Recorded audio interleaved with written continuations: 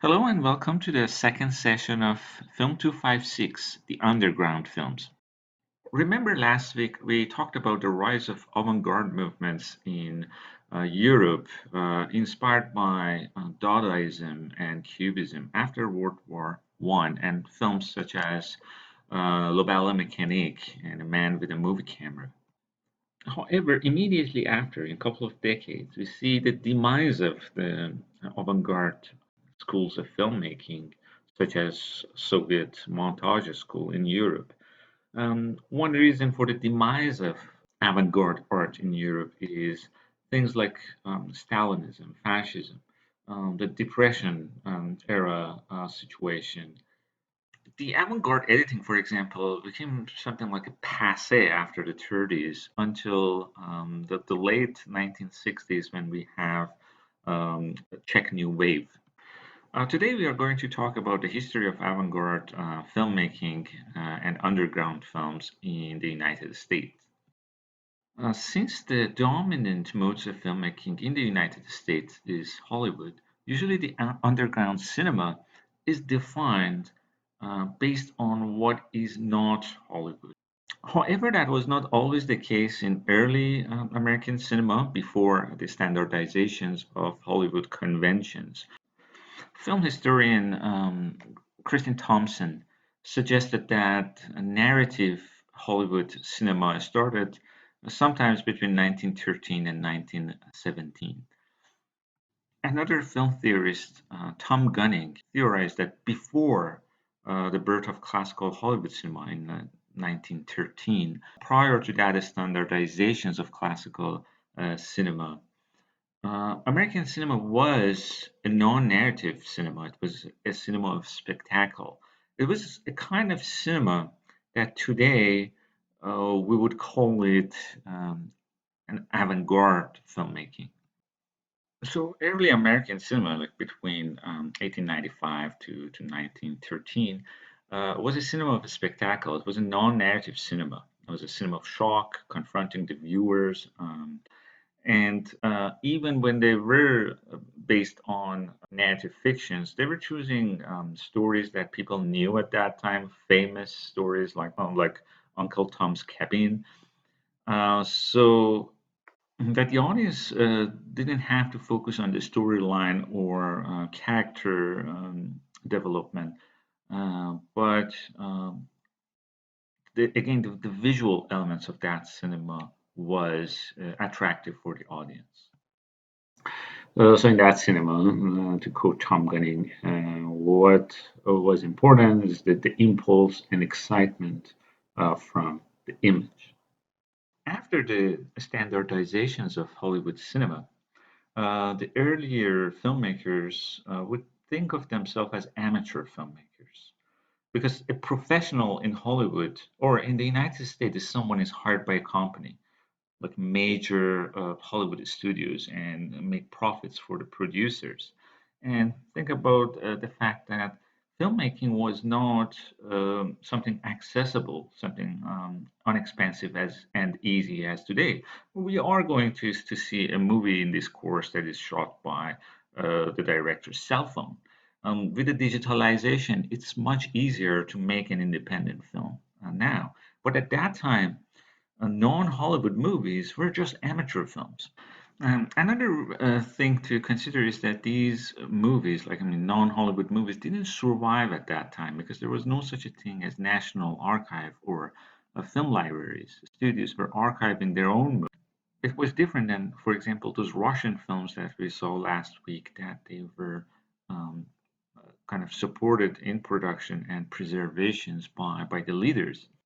In the United States, it was until the 1920s that we have a little cinema movement, which provided means of releasing European art films and American amateur films. So we have, for the first time, alternative, smaller movie theaters, especially in cities like New York City. Something that actually is an ongoing thing. So still, we have cineplexes. They show conventional films, and we have alternative movie theaters for art movies. So this movement started in the 1920s, and it gave opportunity for um, minor filmmakers to show their movies.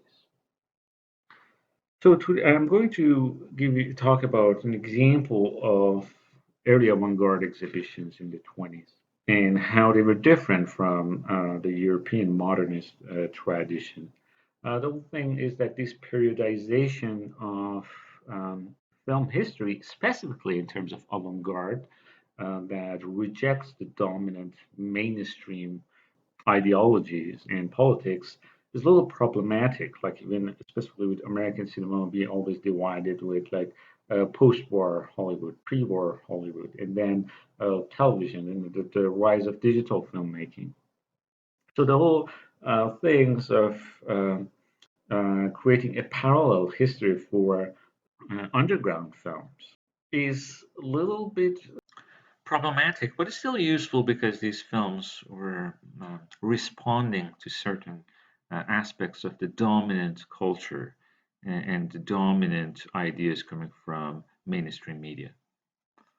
so if I want to say, so we immediately we have American avant-garde films that they were not following the Hollywood conventions like invisible editing, continuity editing, one of the most important conventions, but also not breaking the fourth wall, not confronting the viewers, something that later it was okay, and in contemporary Hollywood is not a big deal, but was not really permitted in the classical era.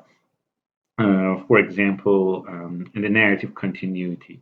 All aspects of filmmaking were invisible. Causal logic in terms of the progression of the story, absence of interruption, or no manipulations of temporal logic of the film. These are all conventions of classical Hollywood cinema, plus other things like usually happy endings, and then there are later censorships that we were talking about. Another thing to be considered is the international aspects of American cinema. Actually, number of filmmakers that we are going to discuss today were immigrant filmmakers. European art movements had a profound impact on American film industries in the 30s and 40s. One reason is that because of the rise of fascism in Europe, number of filmmakers, even they were Jewish or they had political problems with what was going on in Europe at that time, immigrated to the United States. And so at that time, you see the influence of European art films in both Hollywood and American underground films. So we see like city films. Actually, the first city film was an American film. I'm going to talk about it quickly. But there were films that were inspired by European art tradition, like Lobel, a mechanic, a man with a movie camera. But you see that we created a separate sessions for American underground film. How is different from the European tradition? What is the Americanness of American underground film? One major difference is that, remember, in the European tradition, it started in other media art forms, specifically paintings and architectures, like Futurism, Dadaism, Cubism, and Constructivism. And then the filmmakers are trying to integrate those stylistic movement into their style of filmmaking. American filmmakers were looking at those artistic movements, but they always wanted to create their own style. Um, they were focusing on the medium specificity more. Another thing is the place of nature in American modernist tradition. Remember, in the European tradition, like the Futurism, it was just a celebrations of mechanical movement, the speed of new industrial uh, modernity. Same with A Man with a Movie Camera. It was just about the quick rise of urbanism in the Soviet era and the celebrations of new technology. This is something that can be traced in American philosophy or literature if you are familiar with the works of Emerson or Walt Whitman. When the modernity introduced in the United States, it was never shown as something totally alien to the natural world. There was no such a binary oppositions between the nature and the industrial world. Those European films, like A Man with a Movie Camera, were celebration of modernity and industrial urbanism. And later on, philosophers in Germany started to react and look at the industrializations and the new technology as something an escapist means from our natural being. The clip that you're watching now is from a city film before A Man with a Movie Camera. It was made in 1921. It's called Manhattan by Charles Shear. Um, what you see here is that the documentations of the natural environment is some sort of a direct expressions of an American romantic sensibility.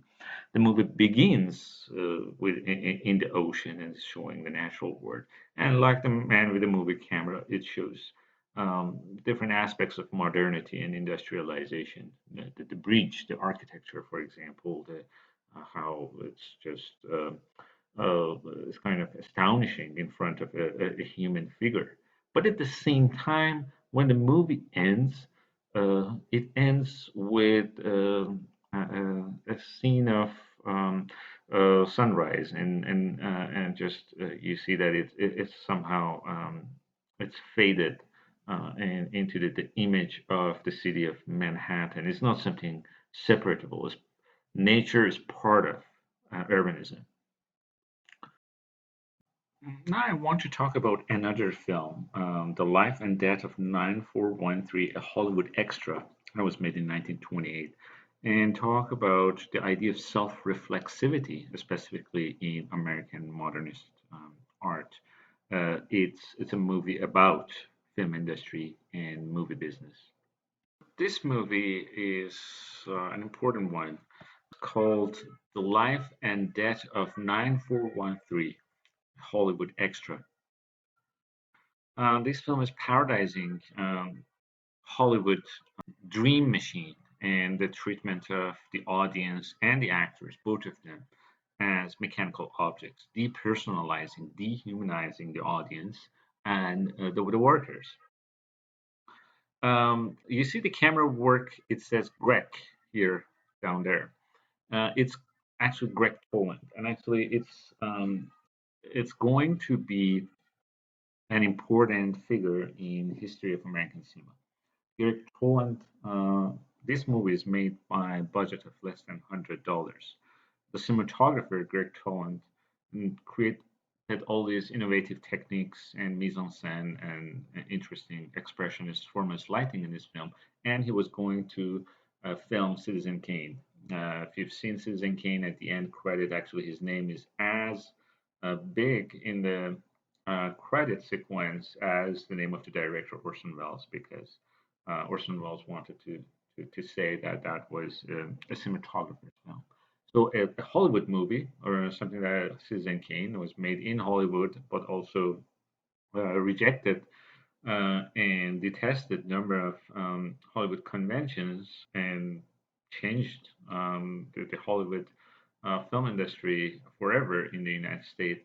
You can trace the names in actually amateur filmmaking in 2 decades before that. This movie was made in 1928. It's about 13 years before Citizen Kane, and you see the same cinematographer is working. So this film was made 2 years after Ballet Mechanic, and you're going to see some similarities later on. And it some sort of it satirizes the movie business with a so-called anti-realist impulses. The movie is not realistic at all. It's similar to Ballet Mechanic or those expressionist films. Actually, the directors of these films also immigrant from Eastern Europe. They were inspired by the works of Hugo Vertov and other modernist traditions in Europe. But what you see is, first of all, a personal look. It's not just an objective sort of um, representations of dreams, for example. There's a point into this movie. it's satirizing the Hollywood's dream machine. And so you see with this sort of purely formalist approach to the movie, it still paradises the movie business, like the editing, discontinuity editing in this scene, something that is not permitted in Hollywood filmmaking. It's just failure. He's trying to become successful, but he cannot. It's just how it plays with the notion of American dreams in that scene. It's amazing. Such issues are common today. Like Woody Allen has a number of films. One is called Happy Ending. It's about again Hollywood's desire for happy ending. He has another movie called Purple Rose of Cairo, and movies like that about Hollywood industry that satirizes the sort of the dominant ideology of Hollywood movies are common. Like again, Once Upon a Time in Hollywood came last year, but one thing to consider, this film was made in the silent era. There were not many books about Hollywood film industry at that time, or the male gaze. Look at this scene. The female is just mechanically smiling at the director. She's the only extra who doesn't have a mask because maybe her smile and her femininity is a mask. So you see, one of the very early films that deal with the treatment of women in Hollywood film industry. It's just how she's obeying the director, how she's depersonalized. Um, so this sort of gendered approach is very interesting. At the time that I said, there was not many books about these things, about the Hollywood's dream machine, because Hollywood itself was something new.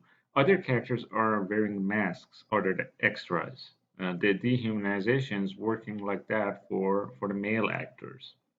They have to remove their facial expressions. So you see the shapes, the city in a very sort of unnatural lighting, very formalist approach to lighting, and you see how the film within the film is happening at this scene. The movie is also interestingly edited, not for narrative continuity, unlike Hollywood movies, but it's actually, if you see that the soundtrack of this film is tried to be rhythmic and be synchronized with the Blue Rhapsody. So at the end of the film, we see the protagonist trip to heavens, going up for success, but actually he ended up in heaven. It's another sort of satirization of again Hollywood film industry and the notion of American dream. And again, it's showing that Hollywood's desire for happy ending, and uh, actually the idea that there's a number on his forehead. In the beginning, he had a name, and again, he's reduced to a number.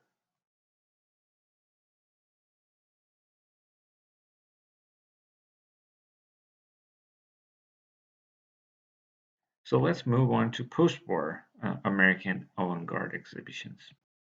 We are actually going to introduce you with one of the most influential filmmakers in history of cinema.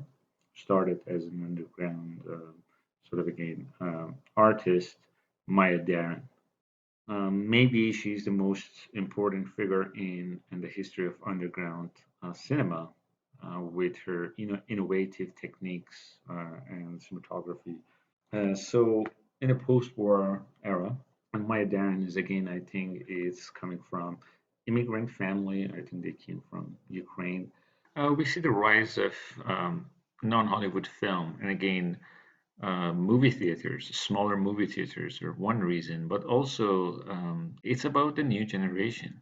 Younger people at that time wanted something different, such as more liberal representations of sexuality or inclusion of racial diversity. Because in the post-war era, and especially in the 50s, with the introduction of Hays Code as a result of McCarthy's witch hunt, a strong censorship was present in Hollywood. For example, a love affair between a black and white characters couldn't be shown on in movies, or at least it shouldn't end with happy ending. So color love shouldn't end in the movie as a happy marriage. So they were like codes. Women were not able to, or women could not smoke in the movies.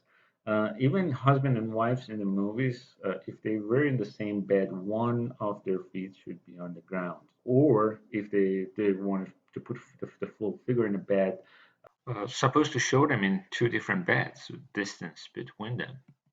So one reason the younger generations were interested in the underground movement was more freedom of expression, more fluid representations of sexual identity, minority themes, inclusion of gay, lesbian, punk, African American characters in the movies.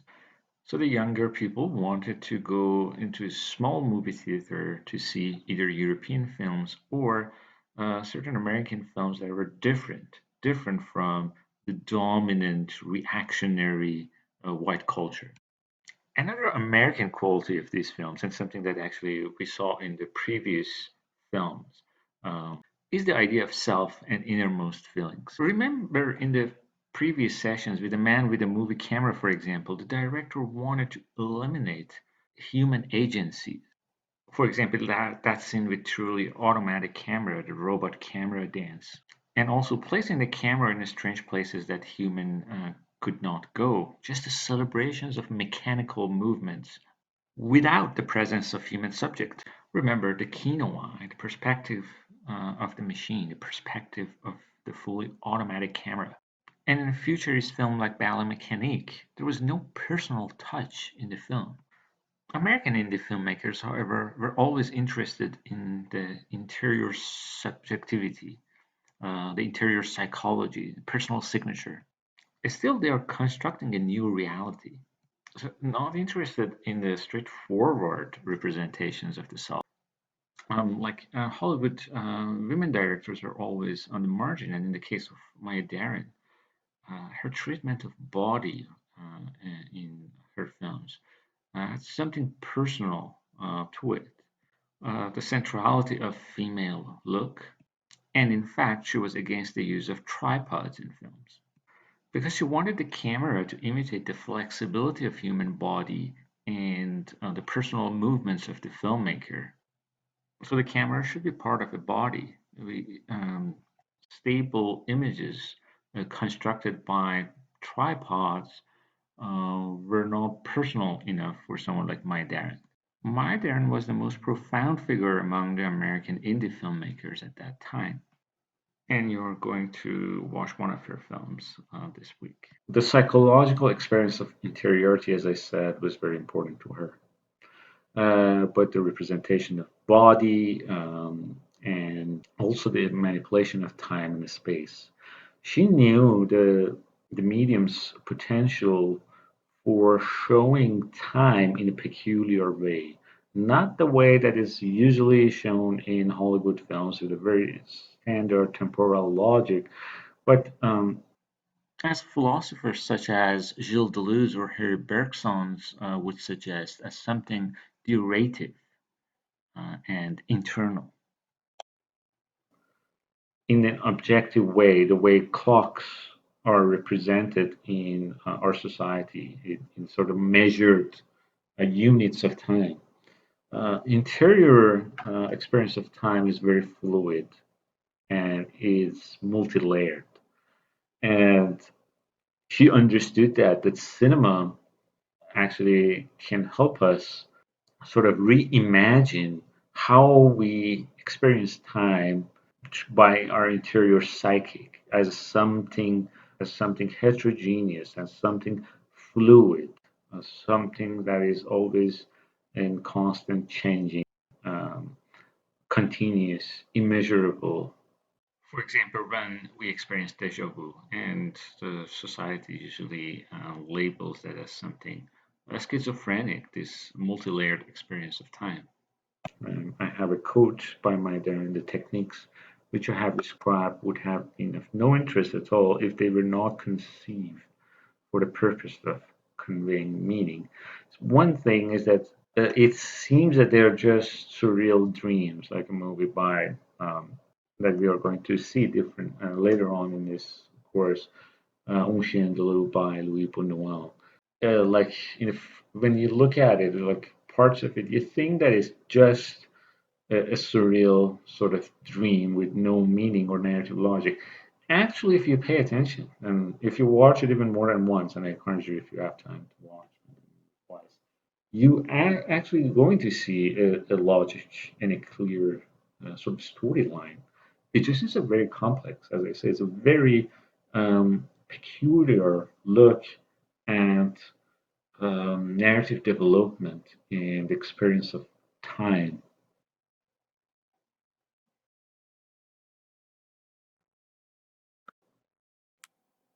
So let's move on to a new era of American underground art in the 60s and the 70s. So we have a different avant-garde tendencies among American artists, specifically to deal with commodity culture. Now we can see the beginning of the postmodern era. So the majority of these artists were interested in American consumer culture. However, they were showing both positive and dark side of that culture. It was not necessarily coming from a specific ideological background directly. Uh, it was more like a reflection, a prediction of how the consumer culture is rising and the society is going that way anyway. A notable figure was Andy Warhol, and you can see his pop art image of a can of soup.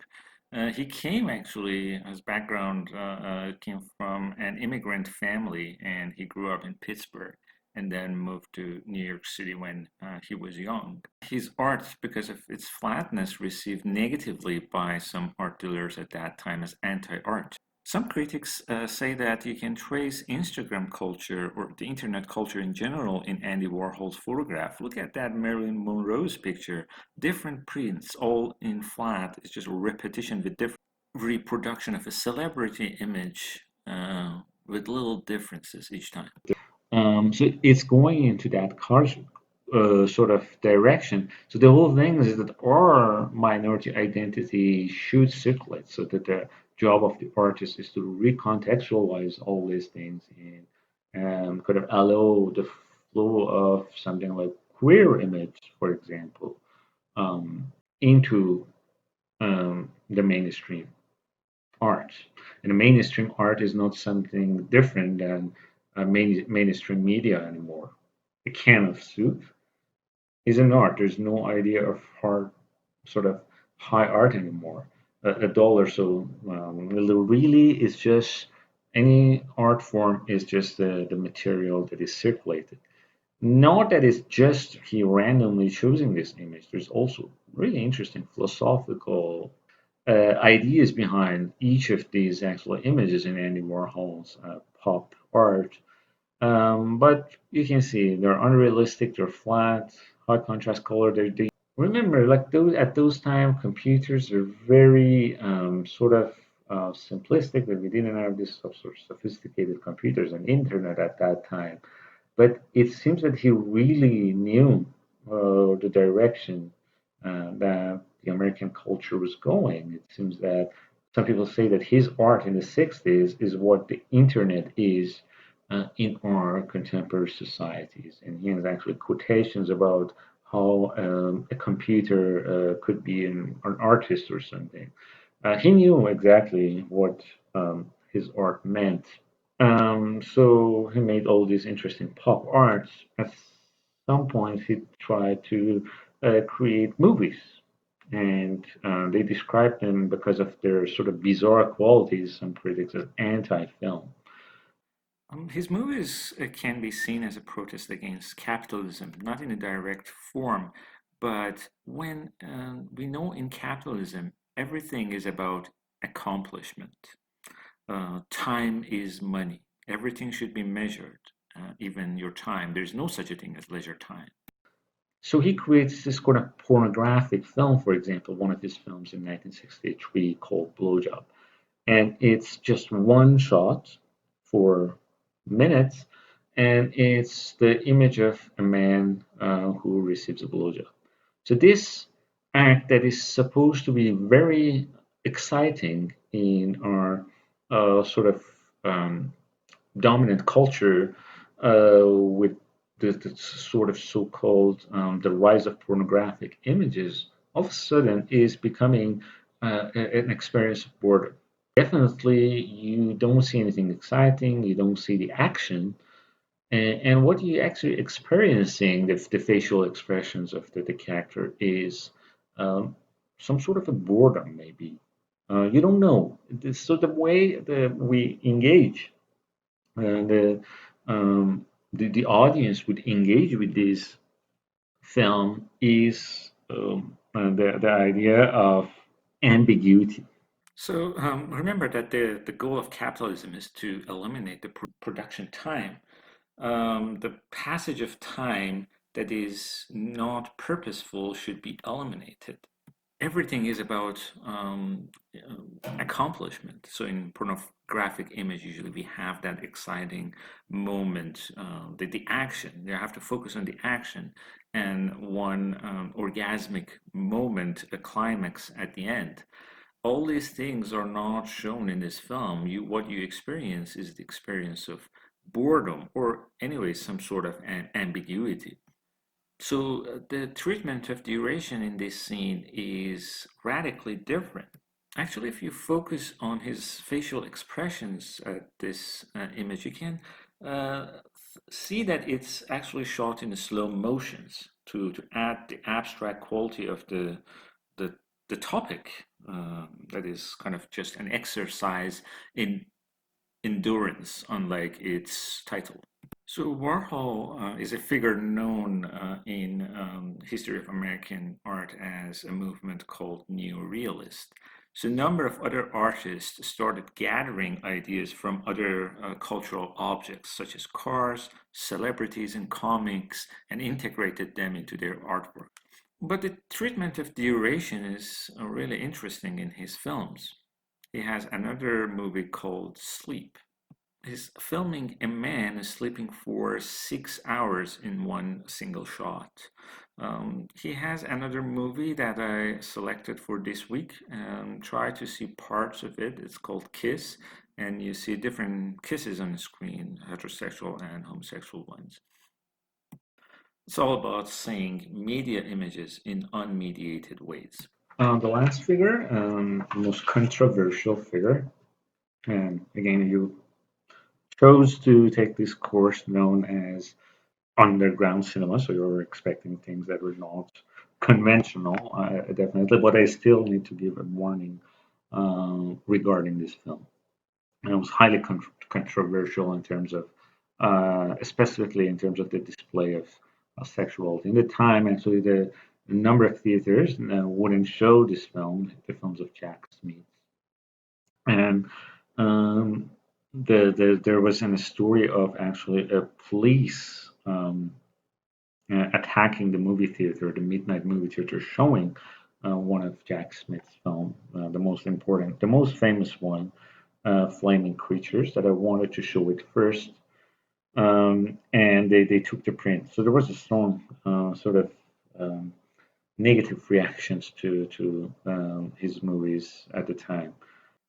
Okay, an American artist, Jack Smith, he was a proponent of camp aesthetic for the first time, the idea of drag queen in the movies, something that you see was commercialized a little bit after in movies such as the Rocky Horror Picture Show. So, in fact, his films foregrounded the fluidity and instability of gender and sexual identities.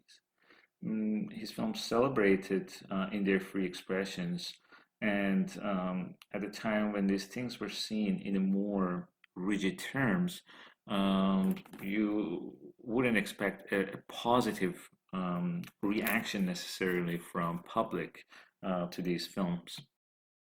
So Smith's innovative mise-en-scène techniques reinterpreted and recycled old Hollywood imagery into a newly queer context. This film is praised by many critics, and again, there was a huge controversy surrounding its uh, after its release. And one reason that I'm not actually, I decided to change the screening for this week. I didn't find actually a good copy of it. It seems that not only the YouTube one, all other copies they have bad quality. Is the key work this film Flaming Creature is a key work in the development of cult film in and through New York Underground, and so the idea of midnight screening started with that. So although the film has no story or no development and no necessary order, it's about different things. It's like seven segments, like a lipstick, advertisement, an orgy, an earthquake, and things. But it is actually a carefully planned film. Some people think that it's just experimental films put edited together, but actually it's very carefully planned. There are actually books written on its states of pre-production that it took actually a very long time. They didn't have the budget, but they worked and they planned every scene in this movie. So the reception of it was, again, as I said, controversial. What you see, for instance, in this scene with lipsticks, this creature apply thick layers of lipsticks, and you see different sort of close-ups, pan shots, and the sound of sort of smacking lips is exaggerated. The whole idea is that it's creating a sort of new um, aesthetic. Something that is not considered normal is becoming normal. It's normalizing abnormality. So it's really interesting, and these images are some of them are coming from old Hollywood films. Some people actually compare these films with Van Stroheim films in the silent era. Just looking at Hollywood and deconstruct Hollywood imagery and creating some sort of a newly queer outlook in this film. So, for again this week, you have four movies. If you don't have much time to see all of them, so it's probably altogether more than 2 hours. Please at least see a section of Jack Smith Normal Love. At least watch like some 20 minutes of it carefully to see what I'm talking about. If you want to write your response on this film, definitely you have to watch the entire film carefully. Thank you for your attention.